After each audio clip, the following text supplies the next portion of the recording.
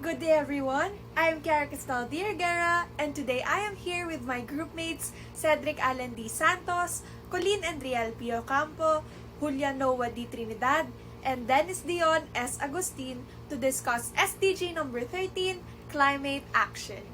UN SDG 13 is part of the 17 Sustainable Development Goals established by the United Nations General Assembly in 2015, wherein urgent action is needed regarding climate change and its impacts. With this, integration of disaster risk reduction strategies and planning had been created for a sustainable environment with a mission statement of taking urgent action to combat climate change and its impacts, and also aims to implement the Sendai framework for disaster risk reduction and the United Nations Convention on Climate Change that aims to be done by 2030. There are 5 different targets. To go deeper, the first is point 1, strengthen resilience and adaptive capacity to climate-related disaster. The target had been established to monitor how many people die during a calamity or disaster. It also includes livelihood loss, societal factors such as disaster industrial locations, and injury sustained from a disaster, and also acts as a bridge between the United Nations Sustainable Development Goals and the Sendai Framework for Disaster Risk Reduction, which is a type of agreement that aims to improve understanding of the risk, improving disaster risk governance, to manage and create disaster risk resilience properly, improving disaster preparedness, and also for an adequate approach to a crisis, as well as in recovery, rehabilitation, and reconstruction affected by a calamity or disaster. That all countries' governments be able to adopt and perform the framework in the timeline of 2015 to 2030. 13.2. Integrate climate change measures into policies and planning. The target is to monitor countries' ability to integrate and execute climate change policies into their national policy, as the target is divided into 2 indicators. For first, amount of nations with nationally predetermined or determined environmental contribution. These long-term strategies are reported in the adaptation communications. And second, the country's total greenhouse gas emissions per year, which would enable them to comply with the Paris Agreement, which states that in 2020, there should be a fall of around 7.6% in greenhouse gases to limit the increase of temperature to 2.5 Celsius by 2030. However, carbon dioxide emissions from burning fossil fuel is still high, such as in China. As of 2019, dairy produces 12.06 billion tons of carbon dioxide emissions, which are projected to continue to rise. However, in the United States, 5.77 billion tons are still being produced and is projected to decline to 3 billion tons by 2023. The next target is 13.3, build knowledge and capacity to meet climate change.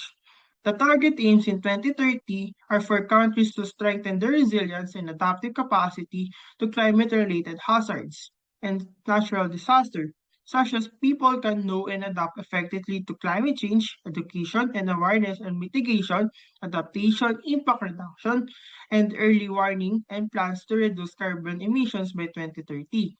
It also includes a couple of factors such as first, measures of the extent to which countries mainstream environmental awareness in their curricula, teachers' education, and the national education policies, the Global Citizenship Education or GCED, and Educations for Sustainable Development or ESD, in their national policy is included, as it enables students to determine the impacts of their decisions to others and their immediate environment. Second, identifies countries that have not adopted and implemented disaster risk management strategies in line with the Sendai Framework for Disaster Risk Reduction 2015 to 2030. Second to the last target is the 13.A, implement United Nations Framework Convention on Climate Change. The target aims to implement the United Nations Framework Convention on Climate Change or UNFCCC, which is an organization that acts as a supreme decision-making body that meets annually to assess process or progress in dealing with climate change as well as in various multilateral environmental agreements such as Paris Agreement, Bali, and Kyoto. As the agreement are a set of basic legal frameworks and principles that acts as a guideline and limit how much greenhouse gases is emitted, the International Climate Change Cooperation to stabilize atmospheric concentration of greenhouse gases. 13.B. Promote mechanism to raise capacity for planning and management. The target aims to establish a way of raising the capacity of least developed nations or small island nations by including and focusing on women, youth, and local and marginalized communities, and also first monitoring the country's long-term strategies and national adaptation plan. When it comes to climate change, and also monitors and provide who has received specialized and substantial assistance from developed nations. These include financial and technological assistance, helping in implementing and creation of methods for increasing capacity for effective climate change management and planning. As of today, 187 countries out of 197 countries are in line with the Sendai framework for disaster risk reduction. Now, Over the years, the Philippines has made some efforts to ensure that the different sustainable development goals are reached. In this country, climate action is of utmost importance because it faces different calamities frequently. One of the notable projects in the Philippines is the Manila Water's Watershed Protection and Management Program. In 2006, Manila Water launched their Watershed Management Program, which is still ongoing up to this day. This program aims to provide water security in the Philippines by taking care of the environment where water is sourced and to contribute to mitigating the climate change effects by removing carbon dioxide from the Earth's atmosphere, which is also known as carbon sequestration. 1,462,945 trees around the country were planted and taken care of by Manila Water as of December 2022. This covered 2,739.27 hectares of land in the country. Another notable action that the Philippines has done is the implementation of the Philippine Disaster Risk Reduction and Management Act of 2010. RA 10121, also known as the Philippine Disaster Risk Reduction and Management Act of 2010, aims to strengthen the country's preparedness and response to the disasters it experiences. It promotes the strengthening of the country's capacity to protect the community from disasters brought about by climate change impacts by addressing its root causes. This act redirects the country's approach from mere mitigation and post disaster response to preparedness. Moreover, this act ensures that the actions taken by the government are gender responsive and respectful of human rights and culture. It is the duty of the state to maintain and enhance its people's rights to a healthier environment in accordance with nature's rhythm and harmony. That being said, last 2009, the Congress passed the Republic Act No. 9729, more commonly known as the Climate Change Act of 2009. Generally, this act establishes a comprehensive framework for systematically incorporating the notion of climate change in conjunction with disaster risk reduction in many different phases of policymaking and implementation, development plans, poverty reduction initiatives, and other development tools and approaches. It also outlines the fundamental concepts of climate change policy, including 1. Common yet distinct responsibilities, 2. The precautionary principle, 3. The United Nations Framework Convention on Climate Change or UNFCCC objectives, and 4. The Hyogo Framework for Action that addresses disaster risk reduction. Furthermore, the Act declares the Climate Change Commission or CCC to be the only policy-making body in the government that may oversee, evaluate, and coordinate climate change initiatives and strategies. Moreover, this Act states that the CCC has some added powers and functions such as integrating climate change and disaster risk reduction into both national and local plans and programs, suggesting laws and programs regarding mitigation, representing the country in talks and events regarding climate change, and of course, helping the citizens in vulnerable communities and areas to build the skills that they need to plan, carry out, and keep track of climate change initiatives. Overall, this act is gender sensitive, is pro-children, and is pro-poor.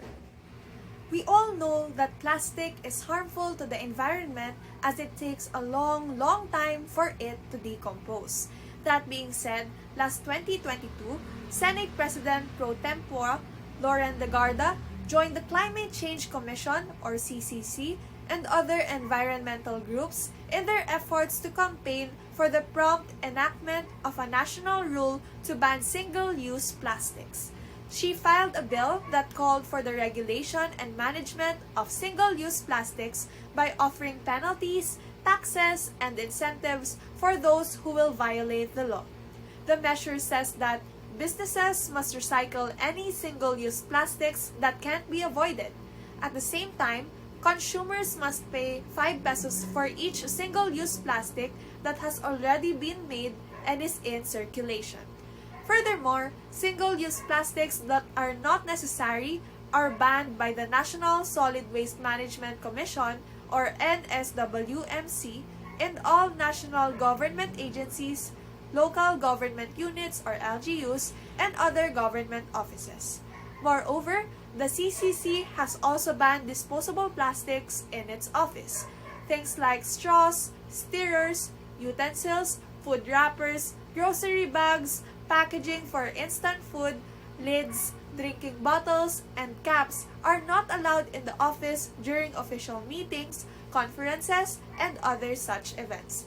Lastly, the ESWM or the Ecological Solid Waste Management stated that LGUs are in charge of sorting and collecting solid waste at the barangay level, especially waste that can be recycled, composted, or used again. The city or town should be in charge of collecting things that cannot be recycled and other kinds of trash. Through this plastic ban, many food companies were forced to shift to non-plastic utensils made out of materials like paper, bamboo, and metal.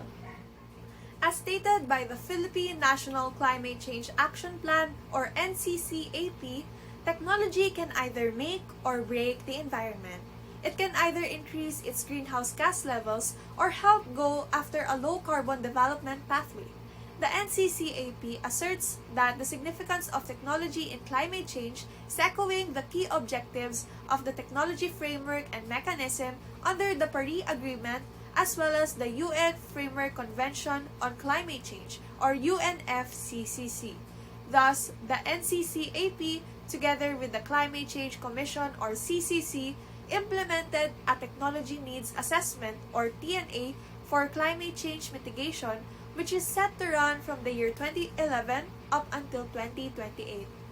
This TNA report for climate change mitigation includes the Technology Needs Assessment, prioritization procedures, and the outcomes for key sectors.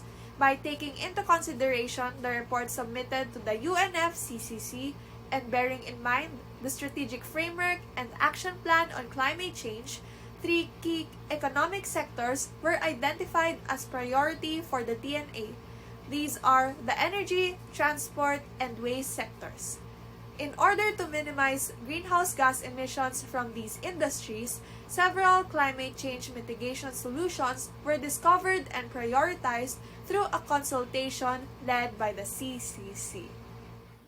For this section, we will be discussing the SDG practices. Best practices number 1 is scaling monitoring progress on disaster risk reduction and improved damage and loss data management. The Indonesia Bureau of Meteorology and Geophysics (BMKG) established the World Meteorological Organization Cataloging of Hazardous Events (WWOCHE), wherein they are asked to provide detailed assessments regarding hazards that have occurred in the past. With this, damage to succeeding hazards that may occur will be reduced by a significant percentage. Best practice number 2 is scaling up climate and disaster risk management in humanitarian action to strengthen the humanitarian development nexus. Disaster risk reduction was able to be integrated into Pakistan's humanitarian program cycle, or HPC, along with the integrated aspect of disaster risk reduction. Vulnerabilities regarding their response were evaluated. They will assess what action could or could not achieve their desired humanitarian needs. Being one of the innovative approaches, the UN Office for the Coordination of Humanitarian Affairs, or OCHA, and UDRR collaboration piloted the same approach for the same purpose. Best practice number 3 is the Innovative Climate Financing Tools. Global Energy Efficiency and Renewable Energy Fund (GEEREF), the fund of funds, which was advised by the EIB Group, was established in 2008 with funding of €112 million from the European Group, European Union, Germany, and Norway. By the end of 2014, GEEREF had attracted its first private sector investors and had grown to a fund size of about €200 million, leveraging the initial public sector seed contributions. GEEREF seeks to serve as the anchor for new private equity funds specializing in renewable energy and energy efficiency projects in developing nations and transitioning economies, Africa, Caribbean, and Pacific regions, non-Eastern Europe, Latin America, and Asia. GEEREF invests in 7 funds as of the end of 2014, with the goal of achieving a triple bottom line: profit, planet, and people, in order to mobilize private sector risk capital and further achieve a highly catalytic effect. GEREF intends to invest in a total up to 14 funds. Best practice number 4 is the nature-based solution for resilience.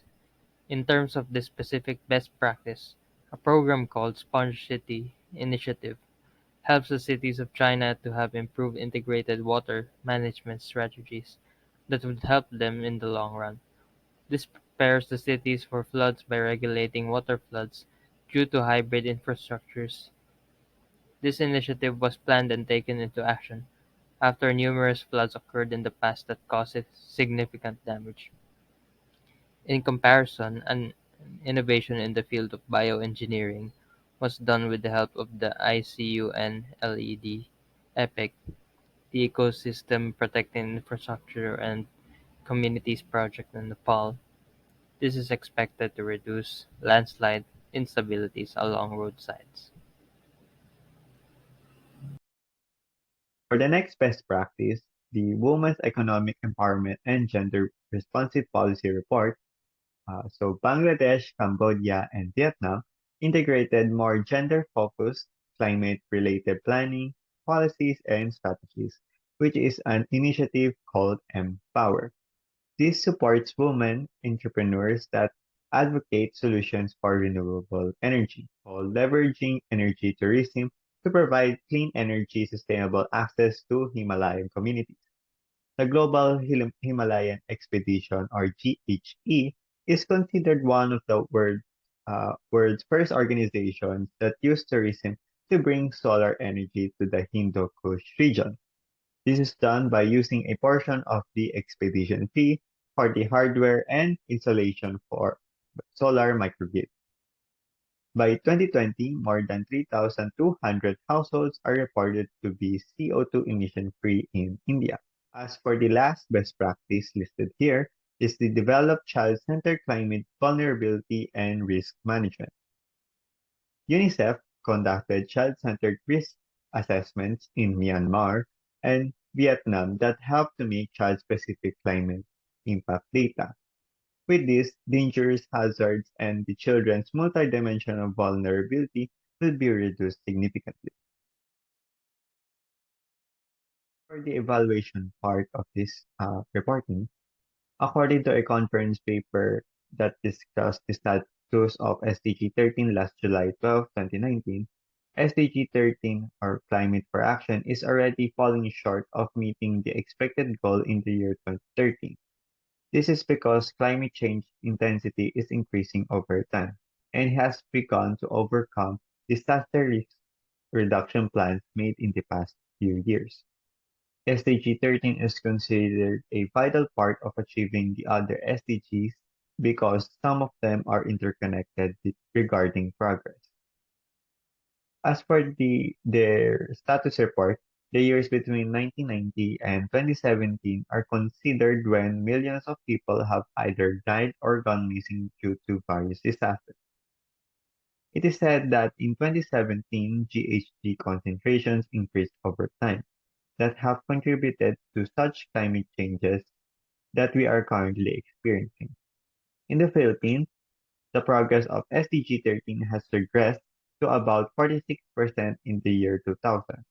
We can see here in the graph that SDG 13 needs help, the local disaster risk reduction strategies is needed acceleration, while it is shown that death or missing from disasters have caused a significant regress on the specific SDG 13. With that being said, although many best practices have been formulated over the past few years, it is still a long way when it comes to achieving the goal by 2030 and their respective targets. Overcoming such problems in this SDG will also help other SDGs progress significantly. Therefore, as students, we should start using greener solutions to help contribute to the cause of the SDG 30. Well, that's all for today. I hope that this presentation has helped you understand the current situation of the SDG 13 and how it will benefit us if we achieve it. Thank you and keep safe.